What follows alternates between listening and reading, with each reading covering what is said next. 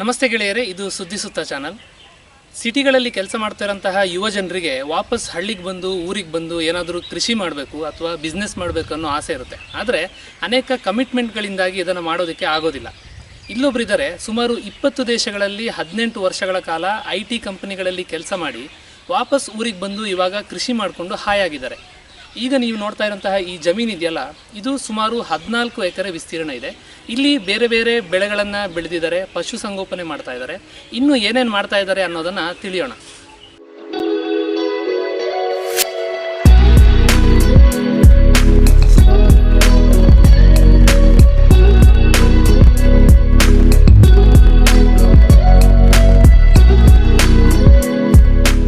ಬೆಂಗಳೂರು ನಗರದಿಂದ ಸುಮಾರು 30 ಕಿಲೋಮೀಟರ್ ದೂರದಲ್ಲಿ ತಿಪ್ಪಗೊಂಡನಹಳ್ಳಿ ಜಲಾಶಯದ ಸಮೀಪ ಜಿ ಶ್ರೀವತ್ಸ ಅವರ ನೇಚರ್ ಇನ್ಸ್ಪೈರ್ಸ್ ಚಿಗುರು ಇಕೋಸ್ಪೇಸ್ ಇದೆ. ಇದು ಕೇವಲ ಕೃಷಿ ಭೂಮಿ ಅಲ್ಲ, ಮಕ್ಕಳ ಜೊತೆಗೆ ಪೋಷಕರು ಬಂದು ಪ್ರಕೃತಿಯನ್ನ ಸವಿಯುವಂತಹ ಜಾಗ. ನೈಸರ್ಗಿಕವಾಗಿ ಬದುಕೋದು ಹೇಗೆ ಅಂತ ಪಾಠ ಹೇಳಿಕೊಡೋ ಶಾಲೆ. ಎಲ್ಲವೂ ರಾಸಾಯನಿಕ ಮಿಶ್ರಿತ ಆಗಿರೋ ಈ ಕಾಲದಲ್ಲಿ ನಿಸರ್ಗಕ್ಕೆ ಹತ್ತಿರವಾಗಿ ನೈಸರ್ಗಿಕವಾಗಿ ಬದುಕೋದನ್ನ ಮಕ್ಕಳಿಗೆ ಹೇಳಿಕೊಡಬೇಕು ಅನ್ನೋದು ಶ್ರೀವತ್ಸ ಅವರ ಉದ್ದೇಶ. 14 ಎಕರೆಯ ಈ ತೋಟದಲ್ಲಿ ತೆಂಗು, ಜೋಳ, ಟೊಮ್ಯಾಟೊ, ಸೀಬೆ, ಬದನೆ ಹೀಗೆ ಎಲ್ಲಾ ರೀತಿಯ ಬೆಳೆಗಳನ್ನ ಬೆಳೆಯಲಾಗಿದೆ. ಔಷಧೀಯ ಗುಣ ಇರುವ ಗಿಡಗಳು ಬಹಳಷ್ಟಿವೆ. ದನಗಳಿಗೆ ಬೇಸಿಗೆಗಾಲದಲ್ಲಿ ಹುಲ್ಲೆಲ್ಲೂ ಸಿಗೋದಿಲ್ಲ ಅನ್ನೋ ಕಾರಣಕ್ಕೆ ಜೋಳ ಬೆಳ್ಕೋತಾ ಇದ್ದೀವಿ. ಒಂದು 90 ಗಿಡಗಳು ತೆಂಗಿದ್ದಾವೆ. ಆಮೇಲೆ ತೋಟಗಾರಿಕೆಯಲ್ಲಿ ದೊಡ್ಡ ಶತ್ರು ಅಂದರೆ ಗಾಳಿ. ಆ ಗಾಳಿನ ವಿಂಡ್ ಬ್ರೇಕ್ ಆಗಬೇಕು ಅನ್ನೋದಕ್ಕಾಗಿ ನಾನು ಸುತ್ತಲೂ ಎಲ್ಲ ಈ ಟಿಂಬರ್ ಕ್ರಾಪ್ಸ್ ಹಾಕಿ ಇದನ್ನು ಅರಣ್ಯ ಕೃಷಿ ಪದ್ಧತಿ ಅಂತ ಅಂತೀವಿ. ಸೊ ಈ ಸಿಲ್ವರ್ ಓಕ್ ಇರ್ಬೋದು, ಹೆಬ್ಬೇವು ಇರ್ಬೋದು, ಇವನ್ನೆಲ್ಲ ಬೆಳೆಸೋಂಥ. ಅಲ್ಲಿ ಹೊಂಗೆ ಒಂದು ಸಾಲು ಪೂರ್ತಿ ಹೊಂಗೆ ಇದೆ. ಇವುಗಳ ನಡುವೆ ನಮ್ಮ ತೋಟಗಾರಿಕೆ ಮಾಡಿರುವಂಥದ್ದು. ಇಲ್ಲಿ ನೀವು ಗಮನಿಸ್ಬೋದು, ಇಲ್ಲಿ ಮಾವಿದೆ, ಹೊಸದಾಗಿ ಹಾಕಿರೋ ಮಾವು. ಮತ್ತು ಇದು ಹೆರಳಿಕಾಯಿ, ಉಪ್ಪಿನಕಾಯಿಗಾಗಿ. ನಮ್ಮ ಉಪ್ಪಿನಕಾಯಿಗೆ ಭಾಳ ಬೇಡಿಕೆ ಇದೆ ನಮ್ಮ ತೋಟದಲ್ಲಿ ಆಗೋ ಉಪ್ಪಿನಕಾಯಿಗೆ. ಅದಕ್ಕೆ ಒಂದು 100 ಹೆರಳಿಕಾಯಿ ಗಿಡಗಳು ಹಾಕಿದ್ದೇವೆ. ಮತ್ತು ನಿಂಬೆ ಹಾಕಿದ್ದೀವಿ, ಮತ್ತು ಸೀಬೆ, ಎಲ್ಲನೂ ಒಂದೇ ಮಾನೋಕಲ್ಚರ್ ಮಾಡೋ ಬದಲು ಮಿಕ್ಸ್ ಮಾಡಿ ಬೆಳೀತಾ ಇದೆ. ಸರ್, ಇದನ್ನೆಲ್ಲ ಮಾರ್ಕೆಟ್ ಮಾರ್ಕೆಟ್ ಏನಂತಂದರೆ, ನಾವು ಇದನ್ನು ಸಾವಯವ ರೀತಿಯಲ್ಲಿ ಬೆಳೆಯೋದ್ರಿಂದ ನಾವು ಇಲ್ಲಿ ತೊಗೊಂಡೋಗಿ ಹಾಕೋ ಬದಲು ನಮ್ಮದೇ ಒಂದು ಮಾರ್ಕೆಟೇ ಕಂಡುಕೊಂಡಿದ್ದೀವಿ. ಏನಂದರೆ ರಾಜರಾಜೇಶ್ವರಿ ನಗರದಲ್ಲಿ ನಮ್ಮದೇ ಒಂದು ಸೊಗಡು ಸಂತೆ ಅಂತ ನಡೆಸ್ತೀನಿ ನಾನು. ನನ್ನ ತೋಟದಲ್ಲಿ ಬರುವಂಥ ಉತ್ಪನ್ನ ಆಗ್ಬೋದು, ಅಥವಾ ನಂತರದಲ್ಲೇ ನಿಜವಾಗ್ಲೂ ರಾಸಾಯನಿಕ ರಹಿತವಾಗಿ ಬೆಳೆಯುವಂಥ ನನ್ನ ಸ್ನೇಹಿತರೇನಿದ್ದಾರೆ ಅವ್ರನ್ನೆಲ್ಲ ರೈತರನ್ನ ಇನ್ವೈಟ್ ಮಾಡಿ 2 ಮತ್ತು 4ನೇ ಭಾನುವಾರ ನಮ್ಮ ಮನೆಯಲ್ಲೇನೇ ರೈತರ ಸಂತೆ ಅಂತ ಮಾಡ್ತೀವಿ. ಎಷ್ಟು ಜನ ಬರ್ತಾರೆ? ಸುಮಾರು ಒಂದು 300-400 ಜನ ಬರ್ತಾರೆ ಅದರಲ್ಲಿ ನಾವು ಡೈರೆಕ್ಟಾಗಿ ಸಿಗೋ ಹಣ್ಣು ಆಗಿರ್ಬೋದು, ಅಥವಾ ನಾವು ಏನೋ ವ್ಯಾಲ್ಯೂ ಆಡೆಡ್ ಪ್ರಾಡಕ್ಟ್ಸು. ಇನ್ಫ್ಯಾಕ್ಟ್ ಅಲೋವೆರಾನಲ್ಲಿ ಅಲೋವೆರಾ ಜೆಲ್ ಮಾಡುವಂಥದ್ದು, ಅಥವಾ ನಿಂಬೆ ಉಪ್ಪಿನಕಾಯಿ ಮಾಡುವಂಥದ್ದು, ಅಥವಾ ಬೇವು ಕೊಬ್ಬರಿ ಎಣ್ಣೆ ಮಿಕ್ಸ್ ಮಾಡಿ ಹೇರ್ ಪ್ಯಾಕ್ ಅಂತ ಮಾಡೋದು, ಫೇಸ್ ಕ್ರೀಮ್ ಮಾಡೋದು, ಮತ್ತು ಕಾಲು ಒಡೆದಿರೋದಕ್ಕೆ ಒಂದು ಬಾಮ್ ಅಂತ ಮಾಡೋದು. ಇದೆಲ್ಲ ಮಾಡಿ ಅದನ್ನು ಬೇರೆ ಮಾಡ್ತೀವಿ. ಕಮ್ಯುನಿಕೇಟ್ ಹೇಗೆ ಮಾಡ್ತೀರಾ ಸರ್? ಗ್ರಾಹಕರನ್ನ ಬರೋ ಥರ ಮಾಡಿ. ಮೊದಲಿಗೆ ನಾನು ಫೇಸ್ಬುಕ್ ಅದರಲ್ಲಿ ಮಾಡ್ತಾ ಇದ್ದೆ. ಬಟ್ ಈಗ ಒಂಥರ ಬಾಯಿಂದ ಬಾಯಿಗೆ ಹೋಗಿ ನೆಲಮಂಗಲದಿಂದ ಎಲ್ಲ ಬರ್ತಾರೆ ರಾಜರಾಜೇಶ್ವರಿ ನಗರಕ್ಕೆ. ಇದು ನಾವಲ್ಲಿ ಕೋಳಿಗಳು ಸಾಕಿದ್ದೀವಿ. ನಮ್ಮ ನಾಟಿ ಕೋಳಿಗಳಲ್ಲದೆ ನಮ್ಮ GKVKನಲ್ಲಿ ಅವರು ಡೆವಲಪ್ ಮಾಡಿರುವಂಥ 2 ತಳಿ, ನೇಕೆಡ್ ನೆಕ್ ಮತ್ತು ಸ್ವರ್ಣದಾರ ಅಂತ 2 ಥರದ ತುಂಬ ಉತ್ಕೃಷ್ಟ ತಳಿ. ಬ್ಯಾಕ್ಯಾರ್ಡ್ ಪೌಲ್ಟ್ರಿ ಫಾರ್ಮಿಂಗ್ಗೆ ತುಂಬ ಮಾಡಿಸಿರುವಂಥದ್ದು.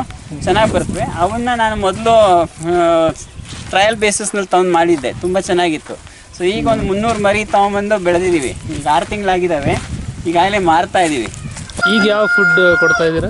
ಈಗ ಅಕ್ಕಿ ತೌಡು. ಇದು ನನ್ನ ಫ್ರೆಂಡ್ ಒಬ್ಬರು ಆರ್ಗ್ಯಾನಿಕ್ ಫಾರ್ಮಿಂಗ್ನಲ್ಲಿ ಮಾಡ್ತಾರೆ, ಭತ್ತ ಬೆಳೀತಾರೆ. ಅವರು ಶಿಕಾರಿಪುರದ ಹತ್ರ. ಅವರಿಂದ ತೌಡು ತೊಗೊಂಬರ್ತೀನಿ. ತೌಡು ಮತ್ತು ಅಕ್ಕಿ ನುಚ್ಚು, ಜೋಳ ಮಿಕ್ಸ್ ಮಾಡಿ ಕೊಡ್ತಾ ಇರೋದು. ಇವತ್ತು ಹೊರಗಡೆ ಬಿಡ್ಲಿಕ್ಕೆ ಆಗ್ತಾ ಇಲ್ಲ. ಇವತ್ತೆಲ್ಲ ಗೆಸ್ಟ್ಗಳಿದ್ದಾರೆ, ಅದರಿಂದ ಹೊರಗಡೆ ಬಿಟ್ಟು, ಯೂಶಲಿ ಹೊರಗಡೆ ಇಲ್ಲೆಲ್ಲ ಮೇಯ್ತವೆ. ಇಲ್ಲಿ ಇವತ್ತು ಹೊರಗಡೆ ಆಗ್ತಾ ಇಲ್ಲ ಅಂತ ಅಲ್ಲೇ ಕೊಡ್ತಾ ಇರೋದು. ಎಷ್ಟು ಕೆಜಿ ಬೇಕು ಒಂದು ಸಲಕ್ಕೆ? ಈಗ 300 ಮರಿ ನಾವು ತಂದಿದ್ದು.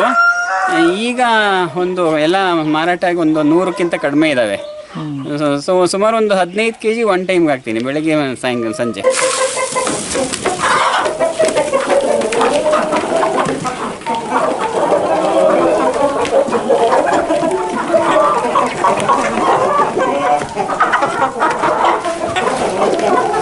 ಈ ಪುಂಗನೂರು ವೆರೈಟಿ ಅಂತ ಇದು, ಇವರೆಲ್ಲರ ತಾಯಿ ಇವಳು, 5 ಮಕ್ಕಳ ತಾಯಿ ಇವಳು. ಅವನು ತಂದೆ ಶ್ರೀರಾಮ. ಇದಕ್ಕೆ ಎಷ್ಟು ವರ್ಷ ಆಗಿದೆ ಸರ್? ಅದಕ್ಕೀಗ 8 ವರ್ಷ ಆಗಿದೆ. ಅದಕ್ಕೆ 8 ವರ್ಷ ಅವನಿಗೆ.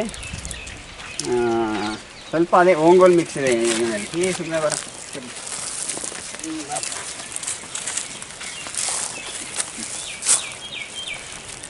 ಸೊ ಇವನ್ ಕರು ಅವನು ಚೆನ್ನಾಗಿ ಬಂದಿದ್ದಾನೆ, ಅಂದರೆ ನೆಕ್ಸ್ಟ್ ಸಂತತಿ ಪ್ಯೂರಿಟಿ ಜಾಸ್ತಿ ಆಗುತ್ತೆ ಅನ್ನೋ ಕಾರಣಕ್ಕೆ ಆ ಥರ ಈ ತಳಿ ಒಂದು ಉಳಿಸ್ಬೇಕು ಅನ್ನೋ ಕಾರಣಕ್ಕೆ ನಾವು ಬೆಳೆಸ್ತಾರೆ. ಇದರಲ್ಲಿ ಹಾಲು ಅಂತ ಯಥೇಚ್ಛವಾಗಿ ಏನಿರಲ್ಲ, 1-1.5 ಲೀಟ್ರ್ ಕೊಡುತ್ತಷ್ಟೇ ಇದು ಹಸು. ಬಟ್ ಅದರಲ್ಲಿ ಔಷಧೀಯ ಗುಣಗಳು ಜಾಸ್ತಿ ಇರುತ್ತೆ ಅನ್ನೋ ಒಂದು ಕಾರಣಕ್ಕೆ ಸಾಕಬೇಕು ಅಂತ.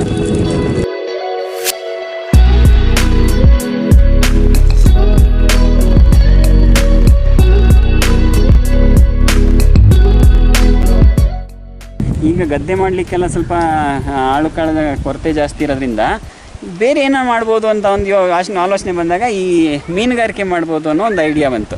ಸೊ ಮೊದಲಿಗೆ ಈ ಹೊಂಡ ಓಡಿಸ್ದು, ಒಂದು ಪ್ರಾಯೋಗಿಕವಾಗಿ ಚೆಕ್ ಮಾಡ್ದು.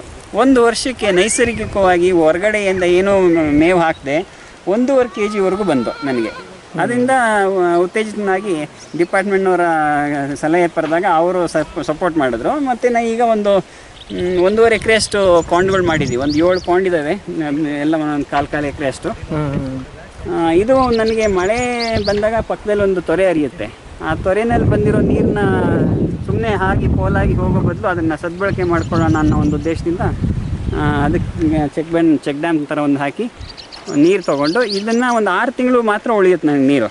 6 ತಿಂಗಳಲ್ಲಿ ಒಂದು ಬೆಳೆ ತೆಗೆಯುವಂಥ ಒಂದು ಪ್ರಯತ್ನ, ಅದರಲ್ಲಿ ಯಶಸ್ವಿನೂ ಆಗಿದ್ದೀವಿ ಸಹ. ಸೊ ಇಲ್ಲಿ ಈಗ ನಾನು ಯಾವ ತಳಿ 3 ತಳಿ ಮಿಕ್ಸ್ ಮಾಡ್ತೀವಿ. ಏಕೆಂದರೆ ಅದು ಒಂದೊಂದು ಹಂತದಲ್ಲಿ ಒಂದೊಂದು ಮೇಯುತ್ತವೆ. ಅದರಿಂದ ರೋಹು, ಕಾಟ್ಲಾ, ಕಾಮನ್ ಕಾರ್ಪು, ಮತ್ತು ಇದರಲ್ಲಿ ಆ ಜಿಲೇಬಿ ಅಂತ ಬರುತ್ತೆ, ಇಂಡಿಯನ್ ತಿಲಾಪಿಯಾ ಅಂತ, ಅದು ಸ್ವಲ್ಪ ಮನೆ ಮಟ್ಟಿಗೆ ಅಂತ ಅದನ್ನು ಹಾಕಿದ್ದೀವಿ. ಇದು mixed culture, mixed carp culture ಅಂತಾರೆ. ಇದು ಮಾಡಿದಾಗ ನಮ್ಗೆ ಮೇವು ವೇಸ್ಟ್ ಆಗೋದಿಲ್ಲ ಅನ್ನೋ ಒಂದು ಇದು. ನಾವಿಲ್ಲಿ ಸಗಣಿ ಹಾಕೋದ್ರಿಂದ ನೈಸರ್ಗಿಕವಾಗಿ ಹೊಂಡಗಳಲ್ಲಿ ಝೂ ಪ್ಲಾಂಟನ್ಸ್ ಮತ್ತು ಫೈಟೋ ಪ್ಲಾಂಟನ್ಸ್ ಅನ್ನೋದು ಉತ್ಪತ್ತಿ ಆಗುತ್ತವೆ. ಅವನ್ನು ಈ ಮೀನುಗಳು ತಿಂದು ಬೆಳೀತವೆ. ನಾನು ಮೇಲಾಗಿ ಇದಕ್ಕೆ ಸ್ವಲ್ಪ ಅಕ್ಕಿ ತೌಡು ರೂಢಿ ಮಾಡಿದ್ದೀನಿ, ಬಟ್ ಅದಾಗಿ ಬೇರೆ ಏನೂ ಕೊಡ್ತಾ ಇಲ್ಲ ನಾನು. ನ್ಯಾಚುರಲ್ ಇಕೋಸಿಸ್ಟಮ್ ಒಂದಿದೆ. ಹೌದು, ಇದು ಬೇರೆ ಹಕ್ಕಿಗಳಾಗಿರ್ಬೋದು, ಇನ್ನೊಂದು ಹಾವಿರ್ಬೋದು, ಅವನ್ನೇನು ಕಂಟ್ರೋಲೇನು ಮಾಡೋಕ್ಕೆ ಹೋಗಿಲ್ಲ ನಾನು.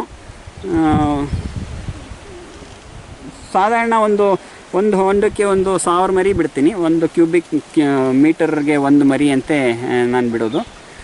ಬಿಟ್ಟಾಗ ಈ 1.5 ಎಕರೆನಲ್ಲಿ ಸುಮಾರು ಜಾಸ್ತಿ ಅಂತಂದ್ರೂ ಒಂದು 700-800 ಕಿಲೋ ತೊಗೋತೇನೆ ಅಷ್ಟೇ. ನಾನು ಜಾಸ್ತಿ ತೊಗೋತಾ ಇಲ್ಲ. ಅದನ್ನು ನಾನು ಒಂದು 200-250 ರೂಪಾಯಿ ಲೆಕ್ಕದಲ್ಲಿ ಡೈರೆಕ್ಟಾಗಿ ಗ್ರಾಹಕರಿಗೆ ತಲುಪಿಸ್ತೀನಿ. ಇದು ಅಂತಾರಾಷ್ಟ್ರೀಯ ಮಟ್ಟದಲ್ಲಿ ಅತಿ ಹೆಚ್ಚು ಪ್ರಾಮುಖ್ಯತೆ ಪಡ್ಕೊಂಡು ತುಂಬ ದುಡ್ಡು ಮಾಡ್ತಾ ಇರೋ ಗಿಡದಲ್ಲಿ ಇದೊಂದು.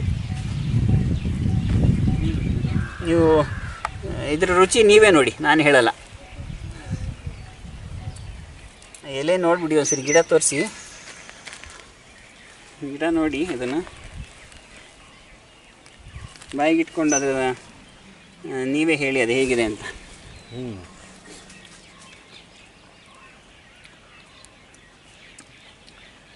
ಸ್ವೀಟ್ ಆಗಿದೆ. ಸ್ವೀಟ್ ಆಗಿದೆ. ಯಾತಕ್ಕೆ ಅಂದರೆ ಇದು ಸಕ್ಕರೆಯ ಬದಲಾಗಿ ಸ್ಟೀವಿಯಾ ಉಪಯೋಗಿಸೋವಂಥ ಒಂದು ಇದು ಸ್ಟೀವಿಯಾ ಅಂತ ಇದ್ರ ಹೆಸರು. ಇದರಲ್ಲಿರೋ ರಾಸಾಯನಿಕ ಗುಣ ಸಕ್ಕರೆಯಲ್ಲಿ ಇರೋ ರಾಸಾಯನಿಕ ಗುಣಕ್ಕಿಂತ 300 ಪಟ್ಟು ಹೆಚ್ಚು. So natural alternative for sugars.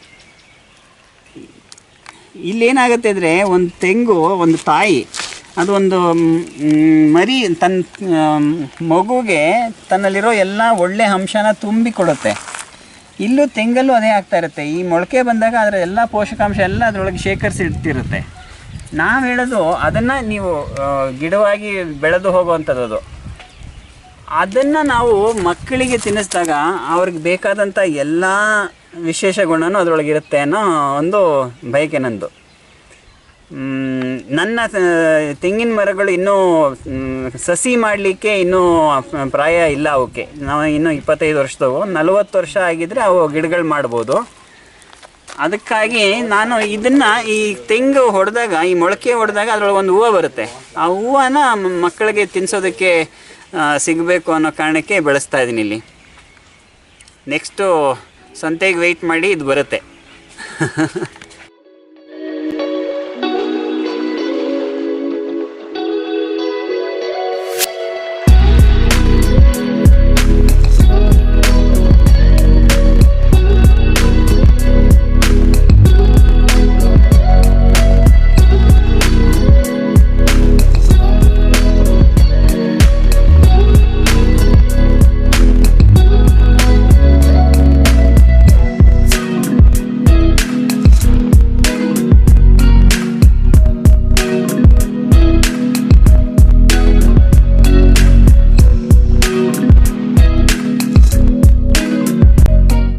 ನೀವು ಈ ಸ್ಥಳಕ್ಕೆ ಭೇಟಿ ಕೊಡಬೇಕು ಅಂದ್ಕೊಂಡಿದ್ರೆ ಈ ನಂಬರ್ಗೆ ಕರೆ ಮಾಡಿ.